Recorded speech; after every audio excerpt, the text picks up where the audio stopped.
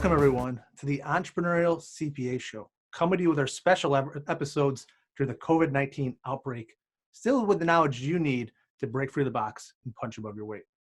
As always, I'm Garrett Wagner, your Entrepreneurial CPA Show co-host, and because Dr. Sean is still locked in New Jersey, we're bringing in special guests galore. And today, we've got an industry legend, thought leader, trendsetter, one of my favorite people, straight out of Florida, Jeff Phillips of Accounting Fly. Jeff, how's it going today? Garrett, you're too kind, but it's great to see you. And I'm in Florida. We're having warm weather, so I feel lucky, man. We're doing really well. I think I'm noticing a trend here. Most of the co-hosts are from warm climates, so I think I'm missing out on something. All you got to do is drive the 20 hours from Rochester, and we'll go. We just reopened the beaches in Florida, so you can go check them out. That sounds really unpleasant.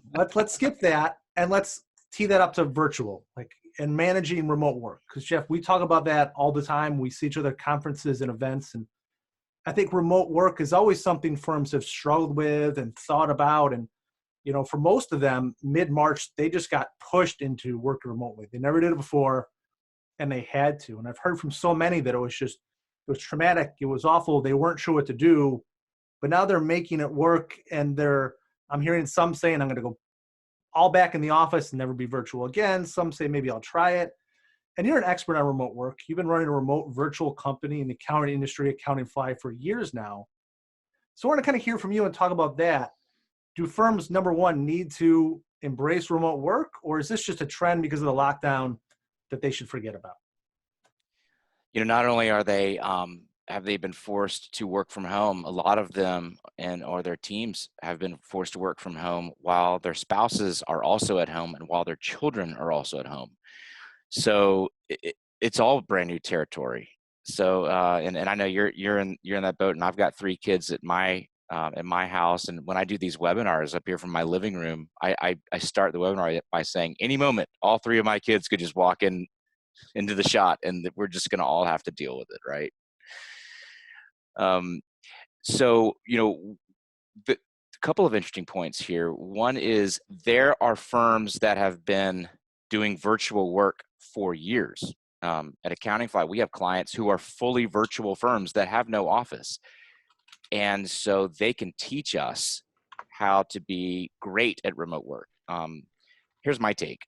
Remote work is not a trend that is a short-term thing because of coronavirus. We have to be thinking about how do we balance remote work today, but also looking post-recovery. It's here to stay. And here's why. There's a looming jobs crunch for knowledge workers globally. By 2030, we're going to have 50 million fewer people to fill knowledge workers than we have jobs available, meaning there's going to be so much demand for knowledge economy talent that will not get met.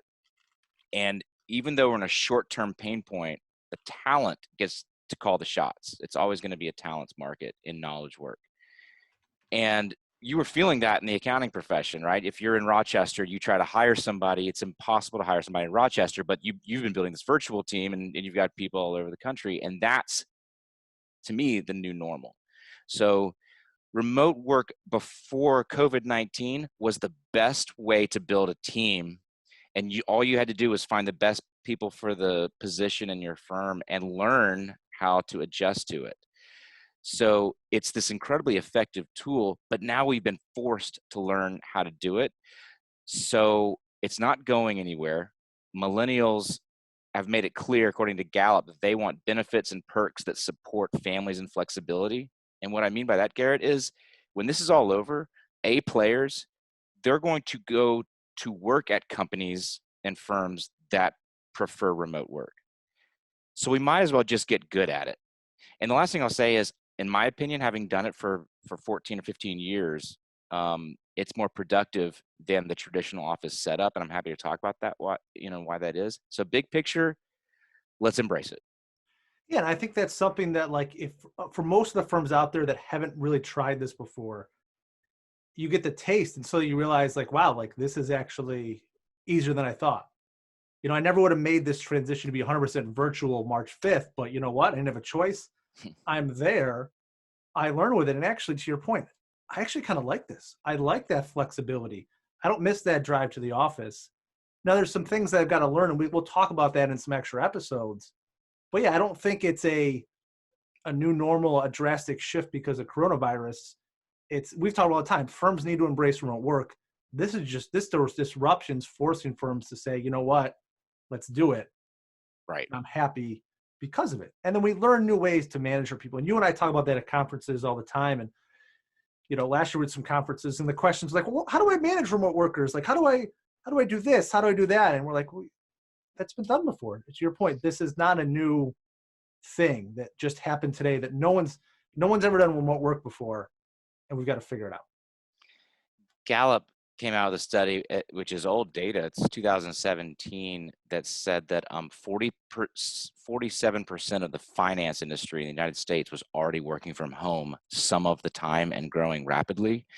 And so the point I try to make at these conferences, Garrett, is that I see you at is this is the normal. You may not feel it in your firm, but it's the new normal. It's where the talent is headed. And it's where firms that are going to get the best people and keep the best people are going, period, full stop. And right now is our opportunity to sort of suffer through the learning curve and figure out how to do it right. Yeah, let's figure out how to do it right. And I think we can provide some insight to help people. So Jeff, let's dive back with a couple more episodes and really dive into this, because we've got some great content we can share. As always, the theoretical and the practical side, bring it together for people so we can help them understand what it means to work remotely, how they feel comfortable managing their teams, and how do we do that crazy schedule we all have of working from home. As you said, our 3 kids, 1, 2, or the dogs or pets are just flowing in and out of our lives on a regular basis. Absolutely. I think what the biggest point about how to move forward is you lose the context of being around people, and so how do you make those adjustments? But you're doing it, I'm doing it, and I think we should dive into that in the next time we talk. All right, perfect. Well, thank everybody for taking some time and tuning in today. Hopefully, we made you feel more comfortable in this concept of remote work and less likely to go back to working 100% inside the 4 walls of what is probably a not so exciting and boring office. So as always, you can click the link, subscribe to the YouTube channel, stay up to date, and we challenge you today to take action to change the world and invest in yourself.